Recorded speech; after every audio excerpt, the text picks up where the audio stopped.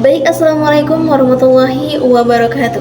Perkenalkan, nama saya Marlinda Roshid, mahasiswi Stainus semester 4, Prodi Hukum Ekonomi Syariah. Pada video kali ini saya akan membahas mengenai pernikahan dini, yaitu pernikahan yang dilakukan pada usia yang masih terlalu muda. Pada materi kali ini juga merupakan salah satu tugas dari mata kuliah Antropologi dan Sosiologi Hukum yang diampu oleh Bapak Encep Sopyan MH. Tema ini saya pilih karena pernikahan dini masih sering terjadi di Indonesia dan dapat memberikan dampak besar terhadap pendidikan, kesehatan, kondisi ekonomi, serta masa depan generasi muda. Dalam video ini juga saya akan melakukan wawancara dengan narasumber untuk mengetahui pandangan mereka mengenai penyebab, dampak, dan cara mencegah terjadinya pernikahan dini. Semoga video ini bermanfaat dan dapat menambah wawasan serta pengetahuan kita semuanya. Baik, sebelum kita masuk ke sesi wawancara, mari kita pahami terlebih dahulu apa yang dimaksud dengan pernikahan dini. Pernikahan dini adalah pernikahan yang dilakukan pada usia yang masih terlalu muda, ketika seseorang belum sepenuhnya siap, baik secara fisik, mental, emosional, maupun ekonomi untuk menjalani kehidupan rumah tangga. Di Indonesia, aturan mengenai batas minimal usia menikah diatur dalam Undang-Undang Nomor 16 Tahun 2019 yang menetapkan bahwa laki-laki dan perempuan baru diperbolehkan menikah ketika telah berusia minimal 19 tahun. Namun, pada kenyataannya masih banyak remaja yang menikah di usia muda. Hal ini biasanya disebabkan oleh beberapa faktor seperti tekanan ekonomi, rendahnya tingkat pendidikan, pergaulan bebas, kehamilan di luar nikah, serta pengaruh adat dan budaya. Pernikahan dini dapat menimbulkan berbagai dampak negatif. Dari sisi pendidikan, banyak remaja yang terpaksa putus sekolah dan tidak dapat melanjutkan cita-citanya. Kalau dilihat dari sisi ekonomi, pasangan muda pada umumnya belum memiliki pekerjaan dan penghasilan yang stabil. Kalau dilihat dari sisi kesehatan, resiko komplikasi bagi ibu dan bayi juga lebih tinggi, serta selain itu ketidaksiapan mental dapat memicu konflik rumah tangga yang berujung pada perceraian. Oleh karena itu, penting bagi kita generasi muda untuk memahami bahwa pernikahan bukan hanya tentang cinta, tetapi juga tentang tanggung jawab besar yang membutuhkan kesiapan dalam berbagai aspek kehidupan. Baik, kita masuk ke sesi wawancara. Pada kesempatan kali ini sudah ada bersama saya Ibu Kusmayati sebagai guru dari salah satu kampung saya dan juga sebagai tetangga dari anak yang melakukan pernikahan dini. Apa kabar Ibu? Alhamdulillah baik, sehat. Ibu sudah siap diwawancara? Insya Allah.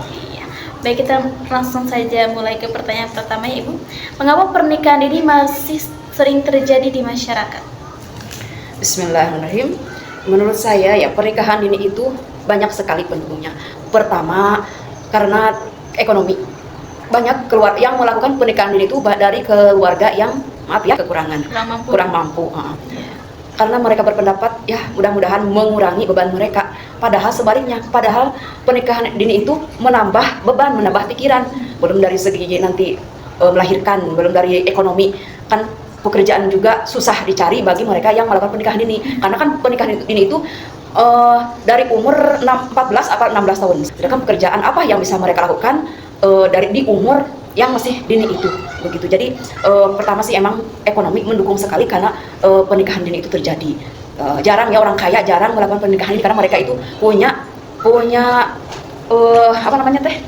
prinsip dan punya tujuan tertentu. Kalau orang yang kaya, kalau yang itu pasti memilih untuk menikah dini dan orang tua mendukung sekali. Padahal itu jangan dilakukan dan jangan didukung. Tapi ya bagi mereka apalah daya, itu jalan pilihan terakhir bagi orang tua yang sangat kekurangan, begitu. Baik, kita lanjut ke pertanyaan yang kedua. Apa dampak yang paling berat gitu atau dampak negatif dari pernikahan dini ini, Ibu? Banyak ya. Pertama dari kesehatan perempuan, karena perempuan itu sangat dirugikan ya, seperti itu dirugikan. Karena apa, dari segi kesehatan, hamil itu kan dari mulai ngidam itu kan prosesnya sangat sangat parah gitu kan, banyak ngidamnya yang sakit, banyak yang ngidamnya yang aneh-aneh gitu ya. Terus lagi nanti kesehatan dari bukan janin apa, alat kelamin perempuan itu belum kuat untuk melakukan melahirkan gitu ya. Soalnya itu kalau memang pemerintah dan kesehatan juga itu sangat berkaitan. Karena apa? Umur itu mencakup ya. Kalau umur 23 itu udah pas, 21 kalau sekarang menurut undang-undang 21 perempuan udah boleh menikah. Udah pas dari kesehatan, udah bisa udah bisa menerima, udah siap menerima kehamilan. Kalau umur 14 sebenarnya itu belum kuat, belum siap karena masih lemah, dalam perut juga masih lemah. Terus negatifnya lagi kan kasihan ya, orang-orang lain masih bebas, masih mencari, masih bermain di luar, sedangkan dia mengalami hamil muda, terus ngidam, terus masak, menyiapkan makanan untuk suaminya, terus kadang suaminya juga kan belum kerja karena umurnya masih muda juga. Jadi lebih baik dihindari. Terus lagi nanti kalau misalkan melahirkan juga, anaknya itu kebanyakan suka kurang sehat ya. Karena apa? Karena si ibu hamilnya itu banyak pikiran. Ya Allah, katanya masih kecil udah hamil, udah jadi stres lah, banyak ibu hamil stres. Jadi nanti dampaknya ke bayinya juga ada istilahnya stunting. Stunting itu tumbuh kembangnya kurang gitu. Jadi terus pokoknya banyaklah negatifnya ya, yang bagi melakukan pernikahan dini itu banyak sekali merugikan perempuannya terutama. Itu lebih baik dihindari, apalagi sekarang mendingan bekerja, banyak pekerjaan mungkin ya yang bisa dicari begitu. Kita masuk ke pertanyaan terakhir, Ibu. Apa nih pesan dari Ibu untuk remaja-remaja sekarang supaya tidak melakukan pernikahan dini? Ya lebih baik kita itu bekerja, kita menyibukkan diri, belajar, bekerja, terus apa saja yang penting tidak di rumah. Kalau di rumah itu, apalagi sekarang ya main HP itu banyak sekali, negatifnya dari handphone itu banyak sekali. Jadi lebih baik bekerja. Jadi kalau karena bekerja itu, hilanglah rasa ingin menikah dini. Kita harus punya tujuan, kita harus punya kemauan, masa depan kita masih panjang. Jangan banyak contoh-contoh ya, kita harus mencari contoh yang sangat menyedihkan dari pernikahan. Jadi kita jangan mengambil, oh iya pernikahan ini itu ternyata seperti itu, lebih baik kita hindari. Nah, makanya untuk para remaja yang sekarang, hindarilah pernikahan ini dan lebih baik kita bekerja, belajar karena dengan belajar kita akan mengetahui dampak negatifnya dari pernikahan dini. Terus kalau misalnya sudah pas, boleh kita menikah. Jadi sekarang hindari dulu pernikahan dini. Kita harus belajar untuk yang remaja zaman sekarang ini. Baik, terima kasih Bu atas waktu dan kesempatannya. Semoga kita bisa membahas lebih dalam di seksi selanjutnya. Terima kasih. Setelah mendengar penjelasan dari narasumber, saya semakin memahami bahwa pernikahan dini bukanlah keputusan yang sederhana. Pernikahan membutuhkan kesiapan dalam banyak hal, seperti mental, ekonomi, pendidikan, dan tanggung jawab. Menurut saya, pernikahan dini dapat menjadi hambatan bagi remaja dalam meraih cita-citanya. Pada usia muda, seharusnya kita lebih fokus untuk belajar dan mengembangkan diri, serta mempersiapkan masa depan yang lebih baik lagi.